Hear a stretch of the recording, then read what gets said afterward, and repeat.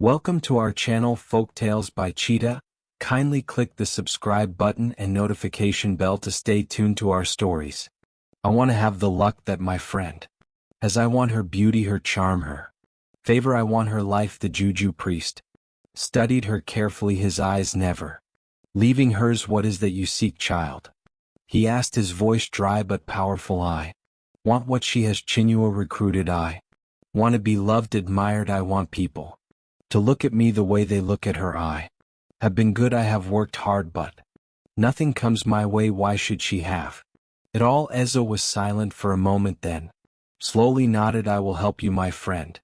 My enemy. In a peaceful Igbo village, nestled between rolling hills and Fasai farmland, Anazi and Chinono's story began.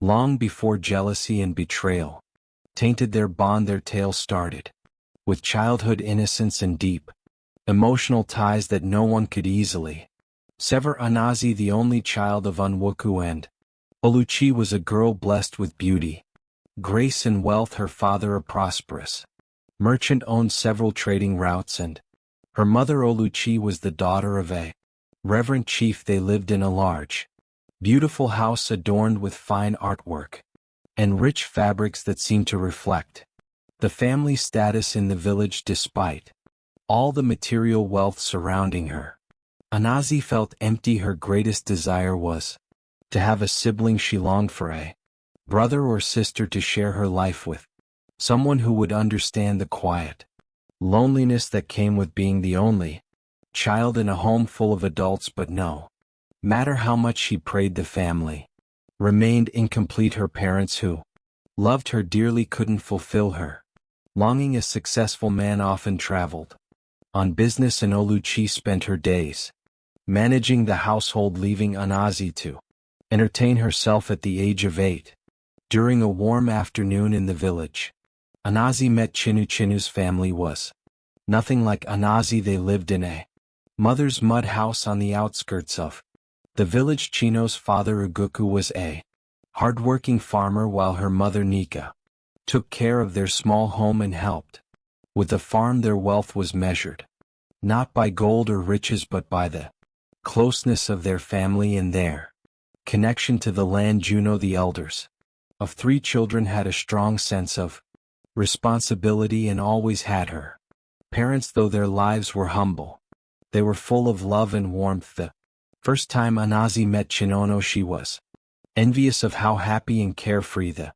younger girl seemed, playing with her siblings and laughing as though life was simple and beautiful. Meanwhile, Anazi was always left to entertain herself in solitude. She watched Chinuo from a distance, wishing she could be as carefree as she was. One day after school, Anazi went to play near the river, where Chino was sitting on a large rock, plaiting palm fronds into a basket. The moment they locked eyes, it was as though the universe had brought them together. Are you lonely? Chinono asked her, voice soft but curious. Anazi nodded, her eyes filled with sadness. Yes, I wish I had a sister to talk to play with. Chino smiled and petted the spot next to her. Then let me be your sister. From that moment, the bond between the 2 girls was formed. They spent their days together, visiting each other's homes, laughing, playing, and sharing secrets. Anazi loved the way Chino could make her laugh, and in turn Chinono admired Anazi's warmth and kind hearts. Despite their differences in background, they were inseparable. Every evening Anazi would go to Chinono's house to help with chores, bringing food and gifts from her father. Storna and Yugo always welcomed her with open arms. Their smiles lightened up their mother's home, but that's why the warmth of her family. Chino couldn't ignore the growing egg inside her heart. As the years passed, the difference in their social status became more apparent. Anazi's beauty began to bloom, and it was as though everyone in the village couldn't help but admire her. Men from nearby towns visited to see her, and soon Obina, the son of the chief, came to visit. He was the most eligible bachelor in the village, and everyone knew that whoever won his heart would be set for life. At first Chinuo didn't think much of it, but as Obina began to visit Anazi more frequently, the feeling she had been burying deep inside her for years began to surface. It was no longer just envy over the gift or attention Anazi received. It was deeper. Also began to resent how effortlessly Anazi seemed to win the admiration of everyone around her. One evening when the village had gathered for a festival, Chinono overheard a conversation between two women. They were talking about Anazi, praising her beauty and how she had captured the heart of Obina. One woman even commented, "She is the luckiest girl in this village. Everything she touches turns to gold." The war struck Chino like a slap in the face. Pina, who is the man she secretly admired, was in love with her best friend, and Anazi had never once confided in her about it. There was a sharp pain in Chino's chest, a feeling she had never known before. Later that night, Chinono sat alone by the river bank, her heart twisted with jealousy and frustration. She had always loved Anazi as a sister, but now for the first time she realized how much she wanted Obina's love, how much she wanted the life that Anazi had. "I will never have the things she has," Finano whispered to the moon. "I will never be the lucky one." As the night grew darker, a thought began to form in her mind. If Anazi could have everything, why couldn't she? Why couldn't she also have some of that love for herself? The seeds of jealousy were sown that night, and from then on Chin also began to change. She became distant from Anazi, and her jealousy began to poison their once perfect friendship. But Anazi, oblivious to the growing storm inside her friend, continued to pour all her love and trust into their bond. As the seasons passed, the bond between Unisai and Chinuo seemed unbreakable. They remained the best of friends, sharing their dreams, their fears, and even their romantic entanglements. However, the growing divide between their social statuses began to take its toll. Igazi continued to receive the admiration of the entire village. It was beautiful, charming, and adored by all, including Obina, the wealthy and handsome son of the village chief. He courted her with devotion, showering her with attention, while the villagers constantly praised her beauty and grace. Shinanso, on the other hand, found herself becoming more and more consumed by jealousy. She had always been the humble daughter of a farmer, working hard to help her family make ends meet. Despite her own quiet beauty, she was often overlooked by men, especially Obina, who seemed oblivious to her existence. Her friend's success, love, and the envy-inducing luck she seemed to possess weighed heavily on her heart. But it wasn't just the attention from men that irked Shinanso. It was Anazi's effortless success in life. Anazi never seemed to work hard for anything. Everything came so easily for her, from the affection of men to the admiration of the villagers. And now the prospect of Obina marrying Anazi seemed to seal her fate. She would always live in Anazi's shadow, never the center of attention, never the one who had it all. One evening, after yet another conversation about Anazi's engagement, Shinanso could no longer contain her frustration. It needed to change her fate. She needed what Anazi had. It was then that Shinanso remembered the Juju priest, an old man who lived on the outskirts of the village. Ezo, the Juju priest, was rumored to have powers that could alter the course of a person's life. Some feared him while others sought him out when they were desperate for a change. Shinanso, at the breaking point of her envy and desperation, decided to seek his help. That night, under the pale moonlight, Shinanso made her way to Ezo's heart. The air around her felt thick with anticipation, as though the village itself knew what she was about to do. It knocked on the door, and the old man answered with a knowing look in his eyes, as if he had been expecting her. I have come to ask for your help, Shinonso said, her voice low and filled with both desperation and determination. I want to have the look that my friend has. I want her beauty, her charm, her favor. I want her life. The juju priest studied her carefully, his eyes never leaving hers. What is that you seek, child? He asked, his voice raspy but powerful. I want what she has, Shinonso retorted. I want to be loved, admired. I want people to look at me the way they look at her. I have been good. Have worked hard, but nothing comes my way. Why should she have it all? Ezo was silent for a moment, then slowly nodded. I will help you, he said. But you must understand what you take will come with a price. Perhaps when she received a gift from her fiancé, or when the villagers celebrated her beauty, wear that dress, and you will take her look. But be warned, if you wear it for too long you may lose yourself in the illusion of her life. Juno's heart raced. How will I know which dress? Ezo smiled, a knowing glint in his eyes. You will know. You will feel it in your heart, with the instructions clear. In her mind, Chino left Ezo's heart that night, her mind swirling with both excitement and dread. She had never felt so sure of anything in her life. This was her chance to finally have what had. The following days passed in a blur for Chinono.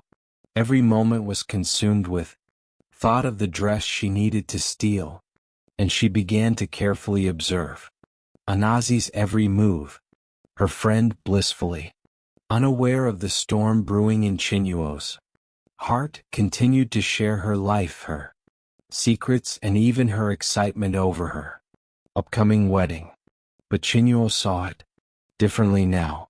It wasn't long before she noticed the perfect opportunity. Anazi had received a beautiful embroidered dress from Obina, and she wore it to a feast in honor of the village harvest celebration. Chinono, who had accompanied her to the feast, watched as Anazi danced gracefully under the night sky, everyone admiring her beauty. It was clear to Chinuo that this was the moment. The dress Obina had gifted her was the key to everything she wanted. That night, Chinuo waited until the village was quiet, the celebrations long finished. She made her way to Anazi's house, her heart pounding in her chest. She entered. She found Anazi asleep, unaware of the treachery about to unfold. Chinuo quietly opened the closet and carefully removed the dress Obina had given to Anazi. With trembling hands, Chinuo hid the dress under her own cloak, making sure not to disturb Anazi. She left as silently as she had come, her heart racing with a mix of guilt and anticipation. The next day she followed the priest's instructions. She performed the rituals in private, burning incense and muttering the words Azuto had taught her. The air around her seemed to hum with energy as she slipped the dress on, feeling a sudden overwhelming sense of power. She could feel Anazi's presence in the fabric, as if the dress itself carried the essence of her luck. The next day Anazi began searching frantically for her beloved dress, which she noticed had gone missing. She checked every corner of her house, lifting and moving furniture, hoping it had simply been misplaced. She searched through her wardrobe drawers and even the areas where she had last worn it, but it was nowhere to be found. Deep down she felt a gnawing suspicion, but couldn't bring herself to believe that Shinonso, her closest friend, could have taken it. Desperation started to set in as she realized the dress had vanished without a trace, and for the first time in her life Shinonso felt truly powerful as the Days past, Shinanso's life began to change. She caught the attention of men, her beauty now radiating in a way it never had before. The villagers who had always overlooked her began to notice her in new ways. She no longer felt invisible. Gifts, praises, and attention flooded in from every corner, but with each passing day the joy she once felt began to wane. The dress was both a gift and a curse.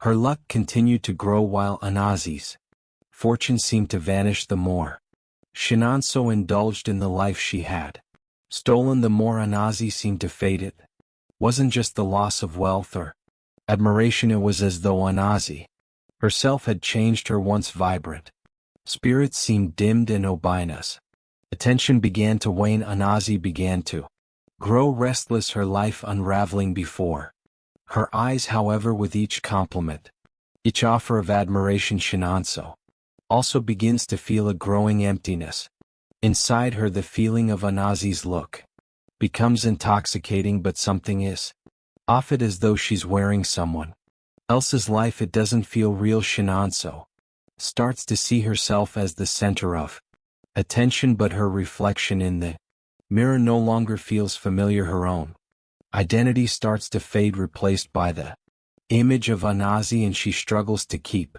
track of who she is anymore. Back in Anazi's world, things begin to unravel. As soon as life flourishes, Anazi seems to crumble. Her engagement to Obina is no longer as bright and promising, though she tries to keep her spirit high. There's a noticeable coldness in her relationship with Obina. He seems distracted, distant, and more focused on his family's affairs than on her. At first, Anazi blames it on the pressures of their upcoming wedding, but as time passes, she can't ignore the nagging feeling that something is wrong. She begins to question everything: Obina's attention, the way her friend treats her, even the gifts that once came so freely.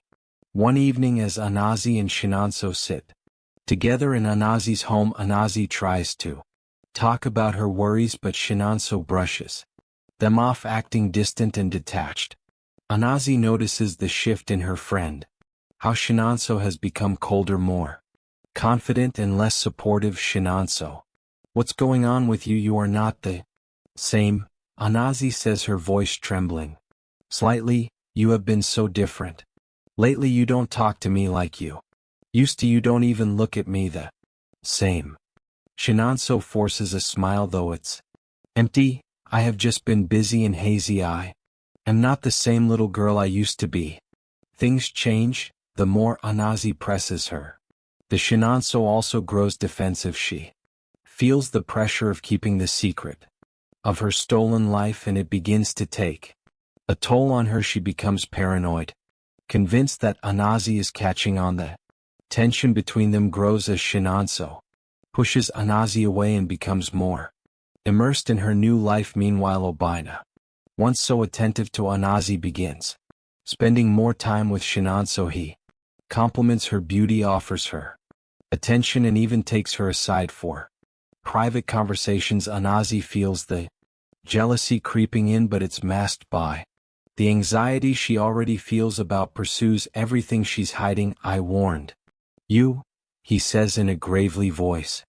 Nothing comes without a price. The more you wear the dress, the more you lose yourself. You think you have gained, but you are giving away what's most important. Chino freezes, the weight of his words sinking in. I am just doing what I have to do. You told me it would work. I told you it would work. Yes, Ezo replies, his voice almost a whisper, but nothing lasts forever. Chinuo, no stolen luck, and certainly no stolen lives. As Isoto walks away, Chino feels a cold tube settle in her chest, but she shakes it off. She couldn't let go now. She wouldn't.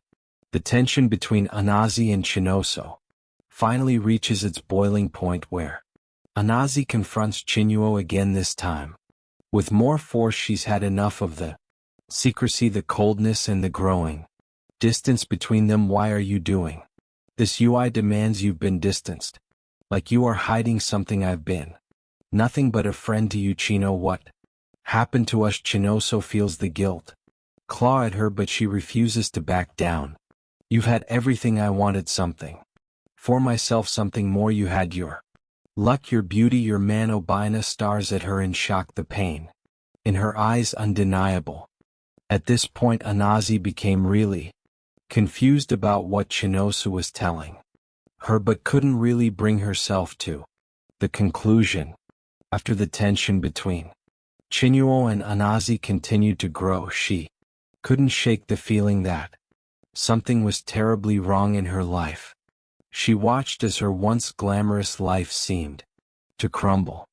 Her relationship with Obina had grown cold, and the admiration she once received from the village had slowly faded.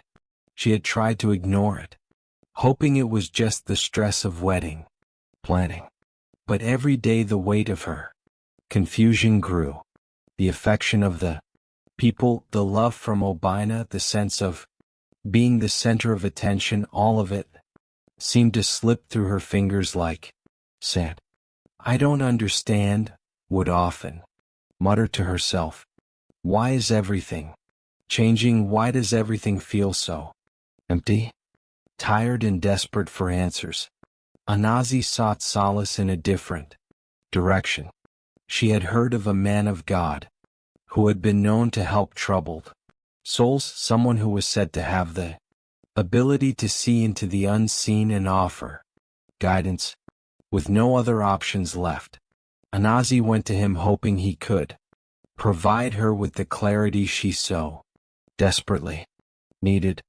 The man of God, a humble elder who had long served the village, received Anazi with quiet warmth. He listened patiently as she poured out her heart, telling him about the changes in her life, the growing distance from Obina, and the loss of her once constant good fortune. After she finished, the man of God closed his eyes and the room fell into a heavy silence. When he finally spoke, his voice was filled with sorrow. Anoazi, he said softly, I have seen your pain, but what you do not understand is that you have been the victim of a betrayer. One thing has caused the very essence of your love to be stolen. Uzi felt a jolt in her chest. Stolen? She whispered, her voice trembling. By whom? The man's eyes opened slowly and he fixed her with a penetrating gaze. Your best friend Shinansu. She has taken your luck, your favor, your glory. She has stolen it by using dark means, by wearing your clothes, by performing rituals in secrecy. And in doing so she has taken not just your fortune but your very light.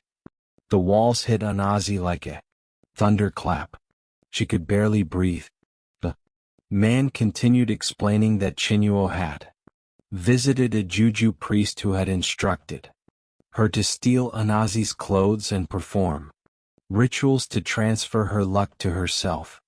Anazi listened in stone silence, unable to process the full essence of the betrayer. But why would she do this to me? Anazi asked, her voice barely above a whisper. The man of God looked at her with deep sympathy. She was blinded by envy. She wanted what you had but didn't realize the cause of such actions. The glory she took was never meant for her. But now the truth is out. You must regain what is rightfully yours. In that moment, Anazi was filled with a mix of rage, confusion, and heartbreak. The woman she had trusted most, the sister she had shared everything with, had betrayed her in the most painful way possible. The man of God gave Anazi a blessing, a prayer of restoration, and instructed her to return to Chinonu to confront her and demand that the stolen glory be returned. But Anazi knew it wasn't just about confronting her friend. It was about reclaiming her own identity. The process of regaining her luck would be a long, spiritual journey. The prayer wasn't just a tool to restore her fortune.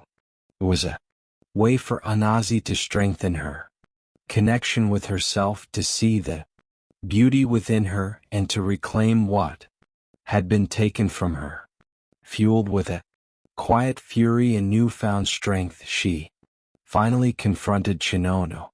She found her in the village square wearing her dress, the very dress that had been given to her by Obina.